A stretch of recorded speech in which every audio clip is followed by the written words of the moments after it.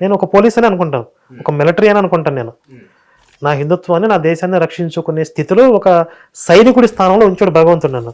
కాబట్టి నేను యుద్ధమే చేయాలి. కొంతమంది వచ్చి మీరు ఎందుకు అంటే రోగులకి పాలు పళ్ళు దుప్పట్లు పంచడం అని అడుగుతారు. పాలు పళ్ళు దుప్పట్లు పంచే వాళ్ళు వేరే ఉంటారు, అది కూడా మంచి పనే. కానీ నన్ను యుద్ధం చేసే స్థితిలో ఉంచారు కదా, యుద్ధమే చేయాలి నేను. అది భగవంతుడు అంటే ఇంకా ఎగ్జాంపుల్ చెప్పాలని మీకు శ్రీకృష్ణుడు అర్జునుడు చెప్పింది అదే. ఆయన అర్జునుడు ఏమో నేను తపస్సు చేసుకుంటా అన్నాడు. తపస్సు చేసుకోవడం నీ డ్యూటీ కాదు, అది నువ్వు యుద్ధం చేయడం నీ డ్యూటీ. నువ్వు ఎందుకు నీ డ్యూటీ మానేసి ఇంకోటి చేస్తానంటున్నావు? నీ ధర్మం కానీ ఇంకో ధర్మం ఎందుకు పట్టుకుంటున్నావు అని అడిగాడు.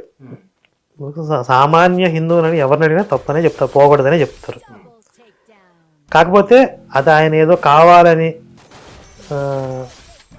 ఆయన చేసింది కాదు. అంటే సహజంగా హిందువుల్లో ఉండేటువంటి సెక్యులరిజం అనేది ఎంతసేపు కూడా మనం పరమతాలను గౌరవించడం